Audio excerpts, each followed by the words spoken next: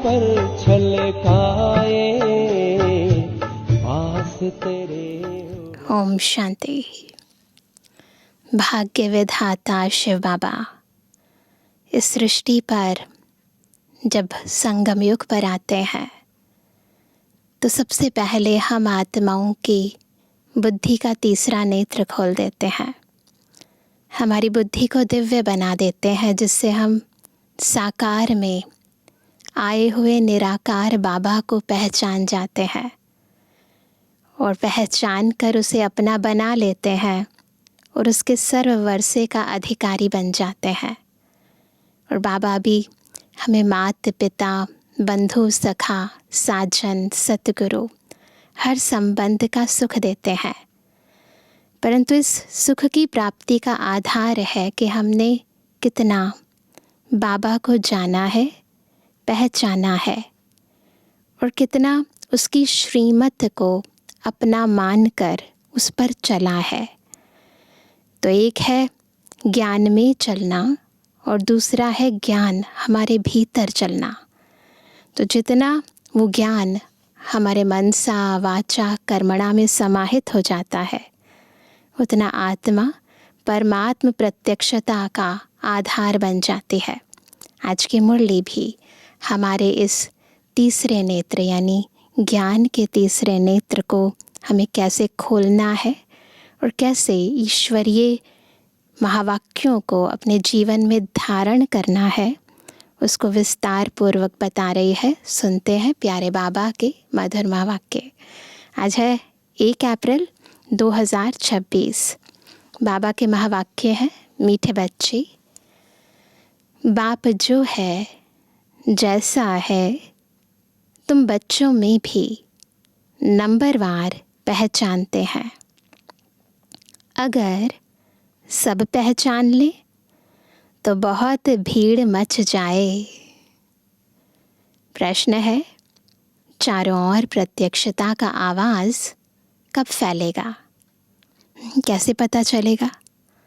उत्तर है, जब मनुष्यों को पता पड़ेगा कि स्वयं भगवान इस पुरानी दुनिया का विनाश करा के नई दुनिया स्थापन करने आए हैं।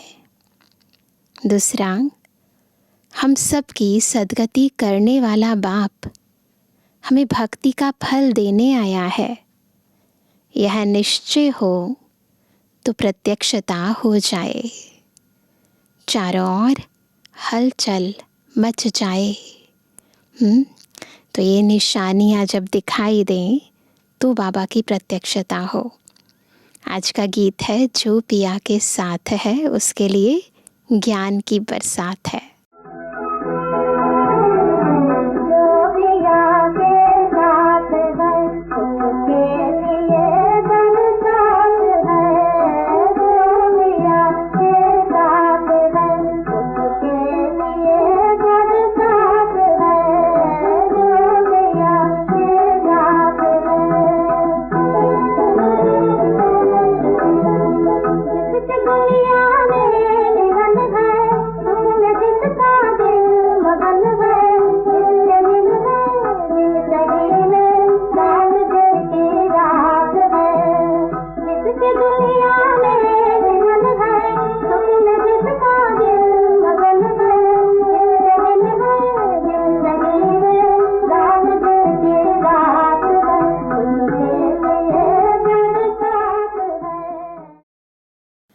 ओम शांति। बच्चों ने गीत की 2 लाइन सुनी, जो पिया के साथ है।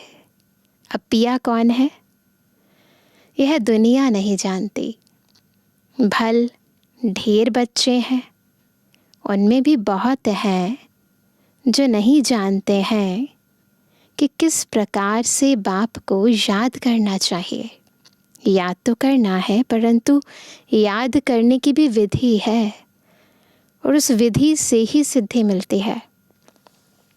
वह याद करने नहीं आता, घड़ी घड़ी भूल जाते हैं। बाप समझाते हैं, बच्चे अपने को आत्मा समझो। देखो, याद तो सारी दुनिया करती है ना, भक्त भी करते हैं, परंतु अपने को आत्मा समझकर कोई याद नहीं करता है। हम बिंदी हैं, बाप ज्ञान का सागर है, उनको ही याद करना है। याद करने की ऐसी प्रैक्टिस पड़ जाए जो निरंतर याद ठहर जाए।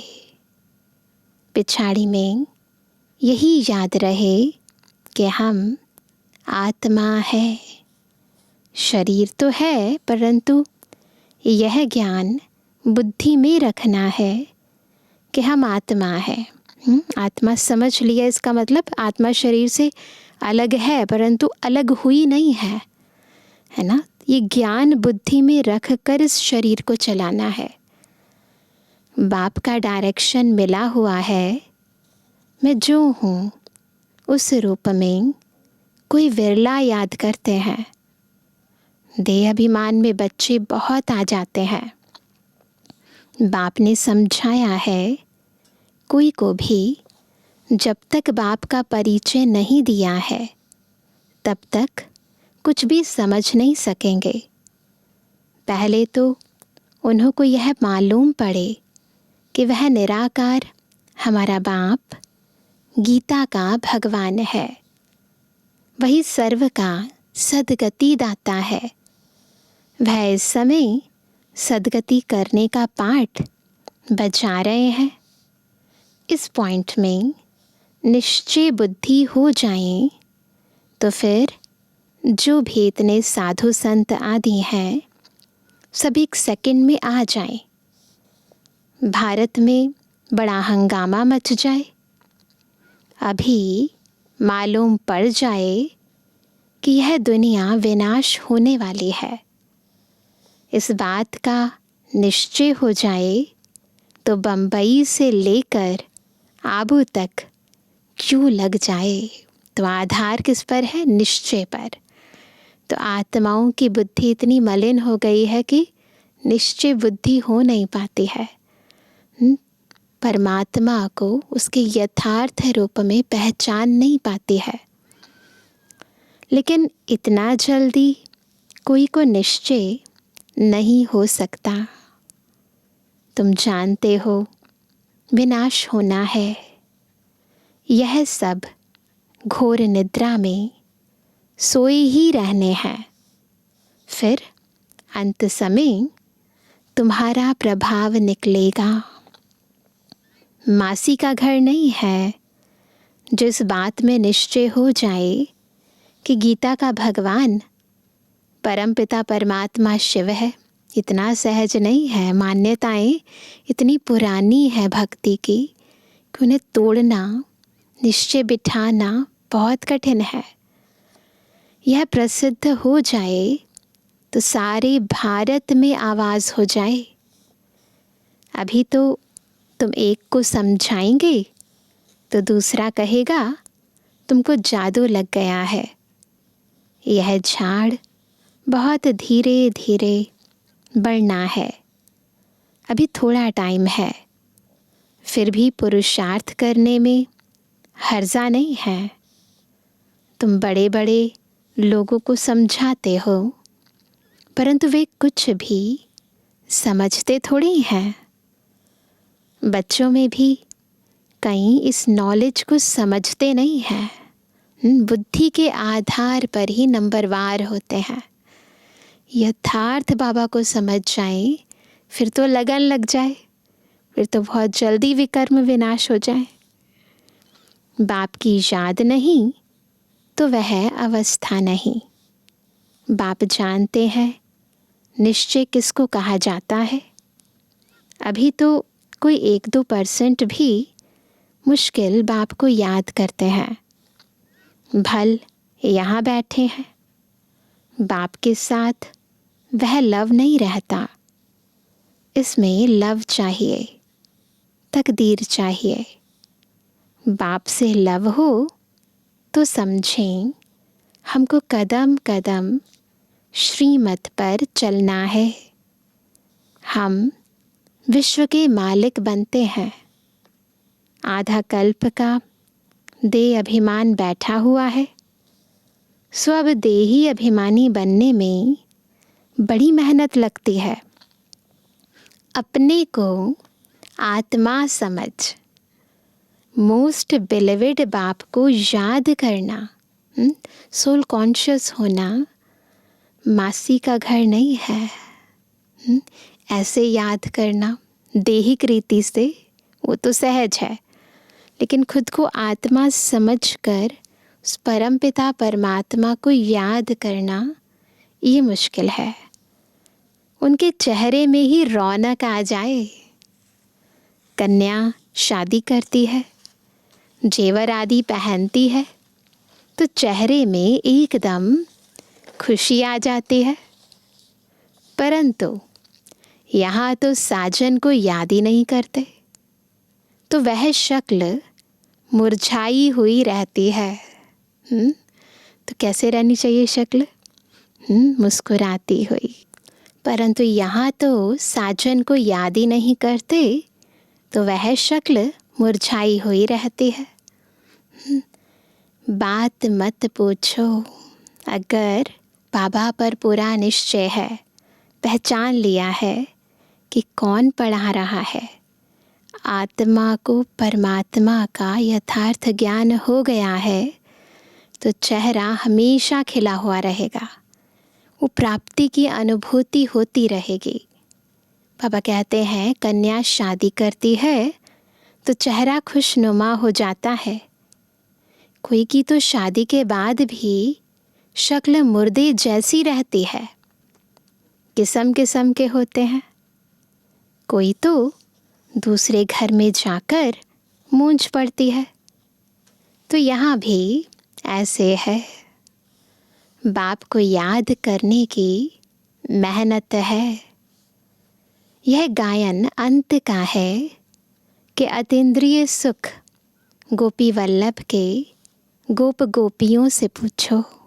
अंत में क्या होगा? हम सभी अतीन्द्रिय सुख में रहेंगे, इंद्रियों से पार के सुख में। अपने को गोप गोपी समझना और निरंतर बाप को याद करना, वह अवस्था होनी है। बाप का परिचय सबको देना है।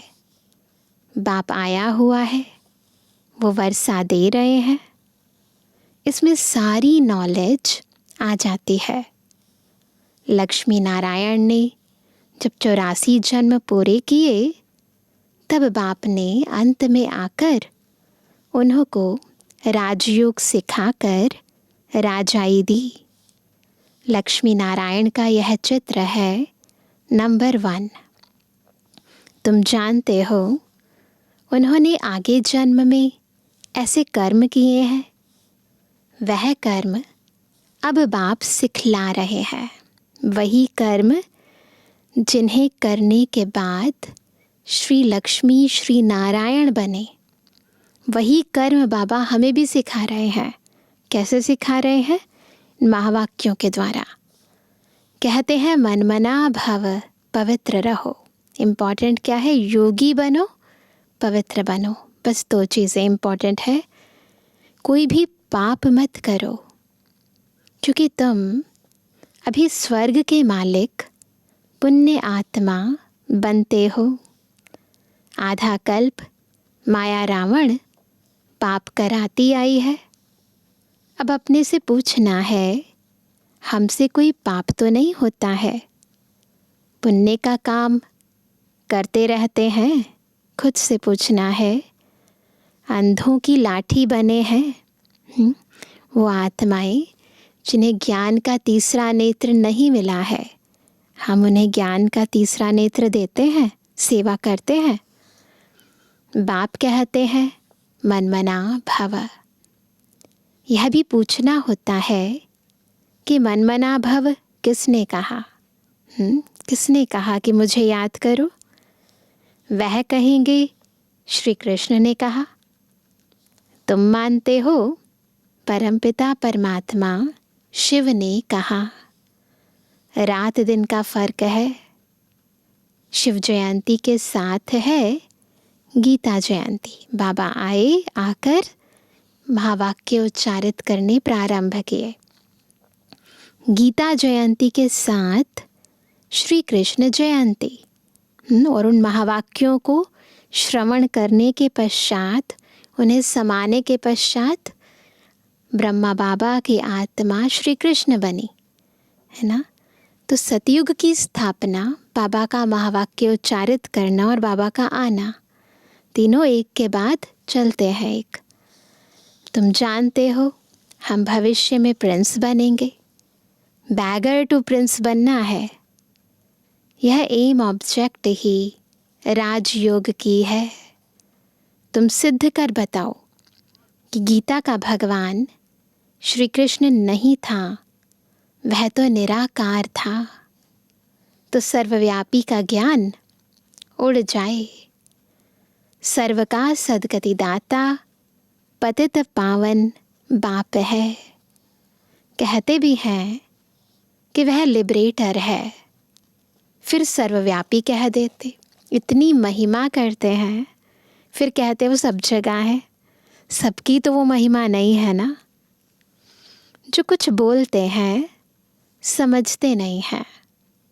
धर्म के बारे में जो आता है बोल देते हैं। मुख्य धर्म है 3। देवी देवता धर्म तो आधा कल्प चलता है। बुद्धि में चक्र आ जाए, बुद्धि में आधा कल्प कौन सा धर्म? देवी देवता धर्म। तुम जानते हो बाप ब्राह्मण देवता क्षत्रिय धर्म स्थापन करते हैं। यह दुनिया नहीं जानती। वह तो सतयुग को ही लाखों वर्ष कह देते हैं। आदि सनातन देवी देवता धर्म है सबसे ऊंचा, परंतु यह अपने धर्म को भूल इररिलीजियस बन पड़े हैं। तो इररिलीजियस क्यों बन पड़े? क्योंकि अपने धर्म को भूल गए। क्रिश्चियन लोग अपने धर्म को नहीं छोड़ते। वह जानते हैं क्राइस्ट ने हमारा धर्म स्थापन किया था। इस्लामी, बौद्धि, फिर क्रिश्चियन, यह है मुख्य धर्म। बाकी तो छोटे छोटे बहुत हैं। कहाँ से वृद्धि हुई यह कोई नहीं जानता। मोहम्मद को अभी थोड़ा समय हुआ है। इस्लामी पुराने हैं। क्रिश्चियन भी मशहूर है। बाकी तो कितने ढेर है, छोटे छोटे बहुत सारे मठ पंथ हैं। सबका अपना अपना धर्म है। अपना भिन्न भिन्न धर्म, भिन्न भिन्न नाम है, तो मूंझ गए हैं। यह नहीं जानते कि मुख्य धर्म शास्त्र ही 4 है। इसमें कौन कौन है? डेटिज्म, ब्राह्मणिज्म, ये नया धर्म बाबा ने बता दिया। डेटिज्म भी है, फिर ब्राह्मणिज्म भी है। आ जाते हैं। ब्राह्मण सो देवता, देवता सो क्षत्रिय। यह किसको पता नहीं, वही आत्माएं हैं। गाते हैं ब्राह्मण देवताए नमः। परमपिता ने ब्राह्मण देवता क्षत्रिय धर्म की स्थापना की। अक्षर हैं, परंतु पढ़ते ऐसे हैं जैसे तोते ना। रटाफिकेशन होता है ना, तो बुद्धि का प्रयोग नहीं करते हैं, बस याद कर लेते हैं। यह है कांटों का जंगल। भारत गार्डन ऑफ फ्लावर था। अभी सब एक दूसरे को दुख देते हैं, तो कांटों का जंगल। जब हम सभी आत्माएं एक दूसरे को सुख देती थी, जब सुख धाम था, तो था गार्डन ऑफ फ्लावर। यह भी मानते हैं, परंतु वह कब, कैसे, किसने बनाया, परमात्मा क्या चीज़ है, यह कोई नहीं जानते। तो ऑर्फन हो गए ना। भले माता पिता हैं, लेकिन उन्हें ना जानना, उनसे प्राप्ति ना कर पाना, है ना, तो इसको क्या कहेंगे? ऑर्फन कहेंगे ना। तो ऑर्फन हो गए ना, इसलिए यह लड़ाई झगड़े आदि हैं। सिर्फ भक्ति में खुश होते रहते हैं। अब बाप आए हैं सोझरा करने, भक्ति अज्ञान अंधियारे से निकालने, ज्ञान का प्रकाश हमारी बुद्धि में भरने। तो सोझरा हो जाता है, आत्मा को हर चीज़ स्पष्ट हो जाती है, स्वयं के बारे में, बाबा के बारे में, सृष्टि चक्र के बारे में। तो अब बाप आए हैं सोझरा करने, सेकंड में जीवन मुक्त बना देते हैं। ज्ञान अंजन सतगुरु दिया, अज्ञान अंधेर विनाश। बाबा ज्ञान का अंजन लगा देते हैं और अज्ञान अंधेरा विनाश। अभी तुम जानते हो हम सोझरे में हैं। बाप ने तीसरा नेत्र दिया है। भल देवताओं को तीसरा नेत्र दिखाते हैं, चित्रों में दिखाते हैं ना, परंतु अर्थ नहीं जानते। सोचते हैं कि जैसे ये दो आँखें हैं वैसे एक आँख यहाँ पर भी है, परंतु ऐसा नहीं है ना।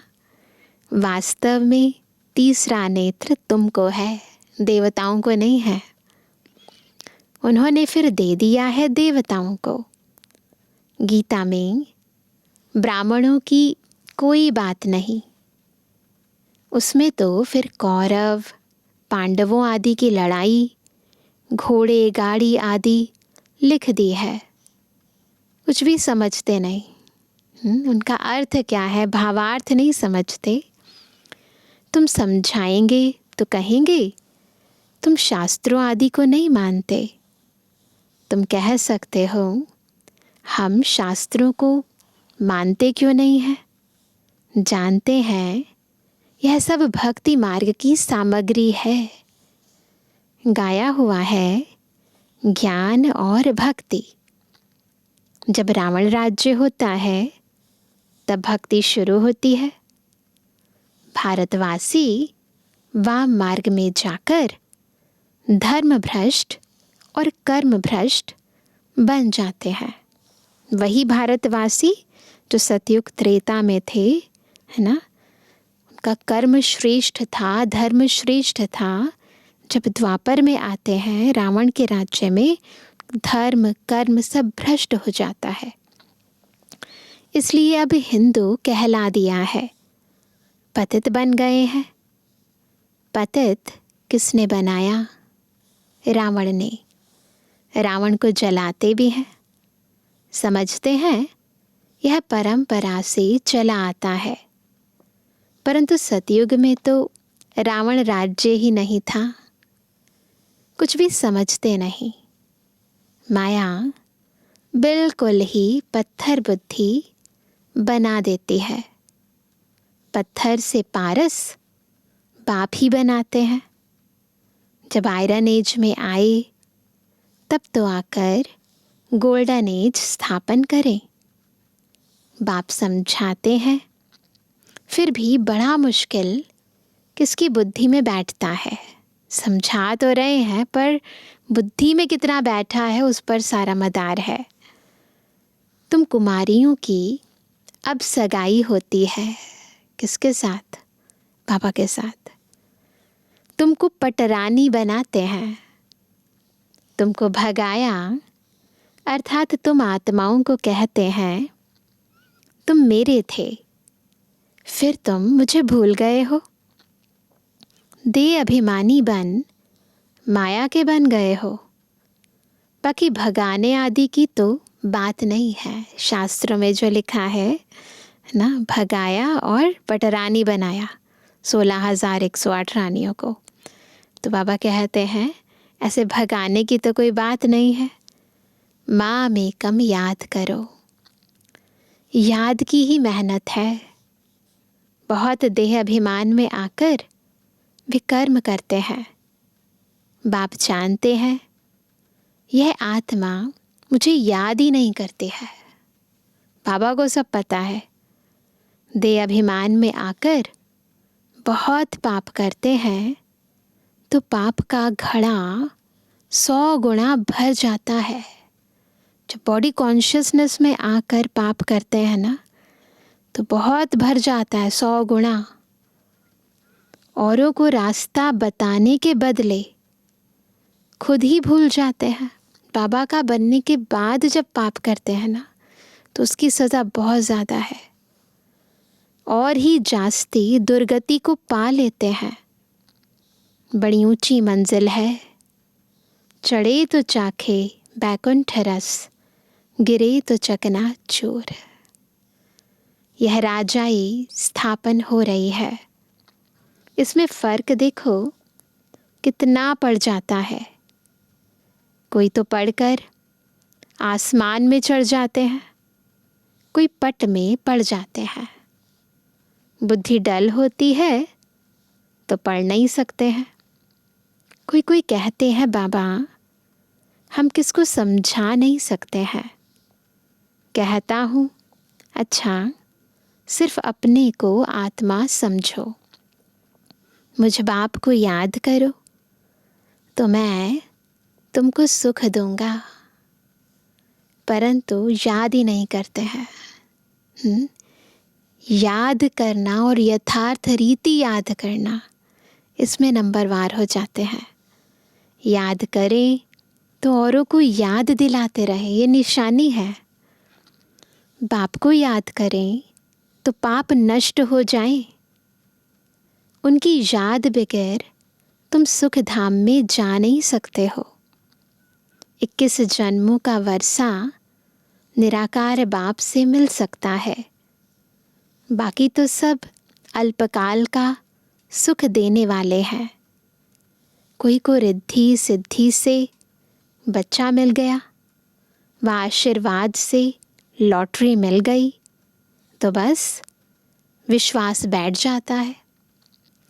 कोई को 2-4 करोड़ फायदा हो जाएगा, बस बहुत महिमा करेंगे। आत्माएं स्थूल प्राप्तियों से इतना खुश हो जाते हैं कि उन्हें ही सब कुछ मानने लग जाते हैं। परंतु वह तो है अल्पकाल के लिए। ये नहीं समझते कि परमात्मा हमें जो कुछ देगा वो सदा काल के लिए होगा। बाकी जो देवी देवताओं की जड़ मूर्तियों से जो हम भावना रख कर प्राप्ति करते हैं, या किसी गुरु महात्मा से जो कामनाएं रख कर प्राप्ति करते हैं, वो सब अल्पकालीन है। बाबा जब आते हैं तो हमें सदा काल का सुख, सदा काल की शांति, सदा काल का प्रेम देते हैं। 21 जन्मों के लिए हेल्थ वेल्थ तो मिल नहीं सकती ना, परंतु मनुष्य नहीं जानते हैं, दोष भी नहीं दे सकते हैं। ड्रामा ही ऐसा बना है ना। अल्पकाल के सुख में ही खुश हो जाते हैं। बाप तुम बच्चों को राजयोग सिखलाकर स्वर्ग की बादशाही देते हैं। कितना सहज है। क्या करना है? बाबा को याद करना है। कोई तो बिल्कुल समझा नहीं सकते, कोई समझते भी हैं, परंतु योग पूरा न होने के कारण कोई को तीर नहीं लगता है। देह अभिमान में आने से कुछ न कुछ पाप होते रहते हैं। योग ही मुख्य है। तुम योग बल से विश्व के मालिक बनते हो। प्राचीन योग भगवान ने सिखाया था, न कि श्री कृष्ण ने। याद की यात्रा बड़ी अच्छी है। तुम ड्रामा देख कर आओ तो बुद्धि में सारा सामने आ जाएगा। बिल्कुल सारी स्टोरी बुद्धि में क्लियर हो जाएगी। कोई को बताने में टाइम लगेगा, जब उसको एक्सप्लेन करेंगे तो टाइम लगेगा ना। यह भी ऐसे है। बीज और झाड़ स्वरूप में स्थित होना, उसमें टाइम नहीं लगता, लेकिन उस स्वरूप की व्याख्या करना, उसमें टाइम लगता है। तो एक है सार स्वरूप, एक है विस्तार, एक है बीज, एक है झाड़। यह चक्र बड़ा क्लियर है। शांति धाम, सुख धाम, दुख धाम, बस सेकंड का काम है ना। परंतु याद भी रहे ना, मुख्य बात है बाप का परिचय।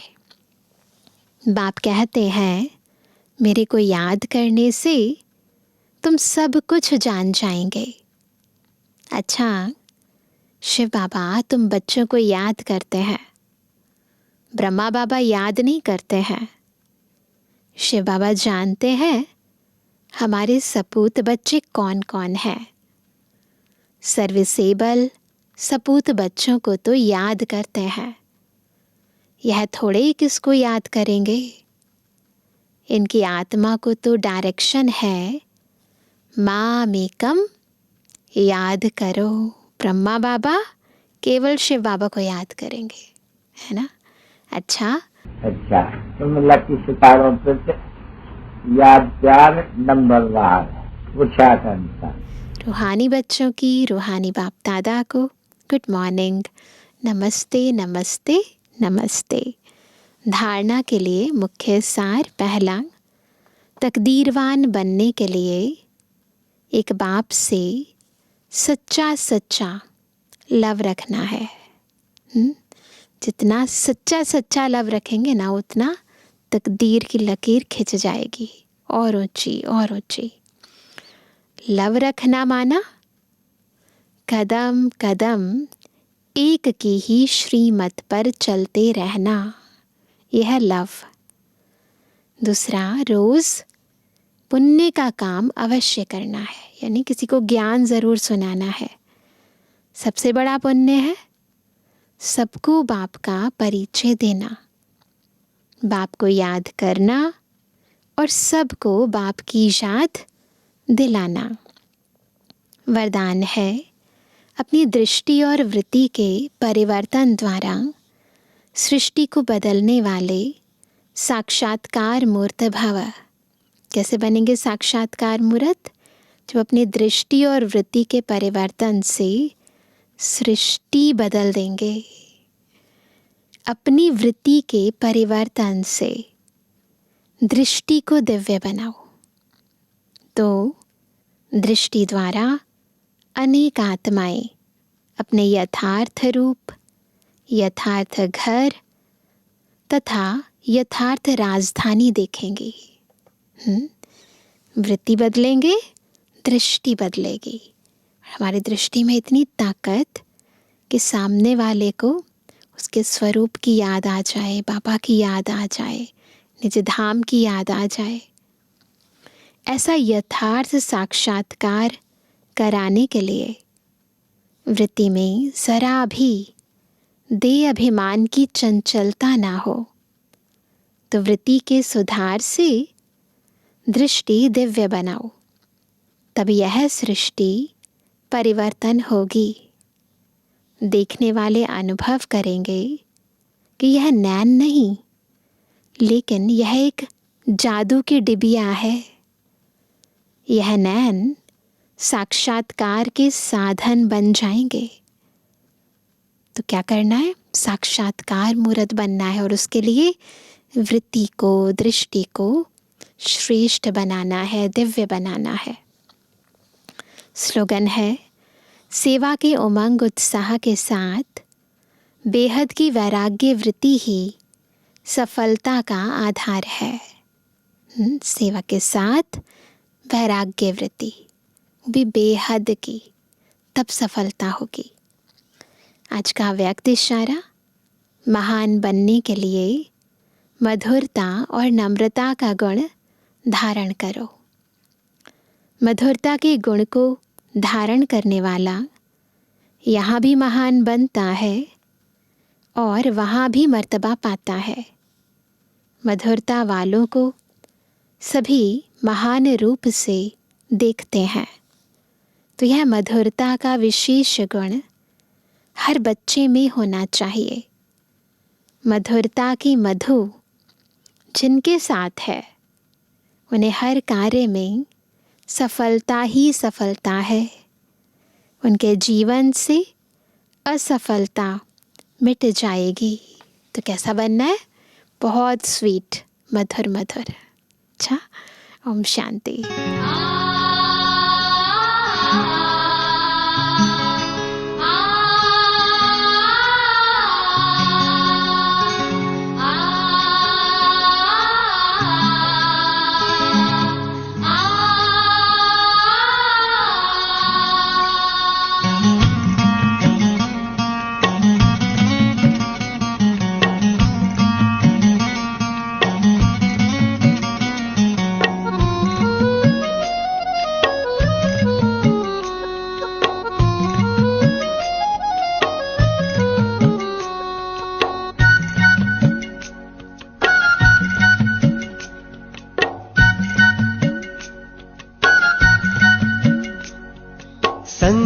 की बेला है सुहानी, संगम की बेला है सुहानी, ये समय है बड़ा वरदानी।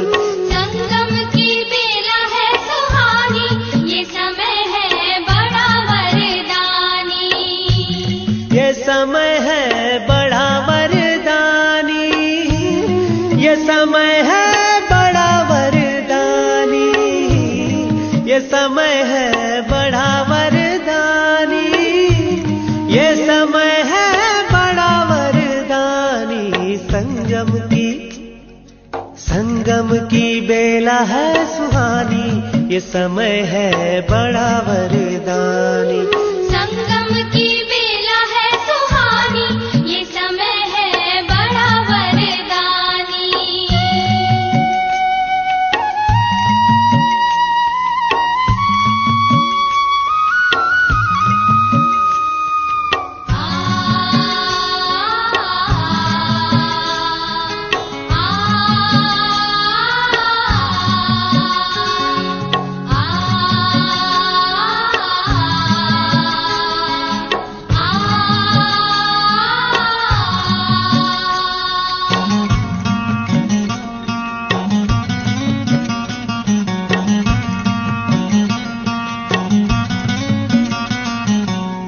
संगम पर ही शिव बाबा है आते, ज्ञान शंख से सबको जगाते। संगम पर ही शिव बाबा है आते, ज्ञान शंख से सबको जगाते। सुनाते हैं मीठी वाणी, सुनाते हैं मीठी वाणी, ये समय है बड़ा वरदानी।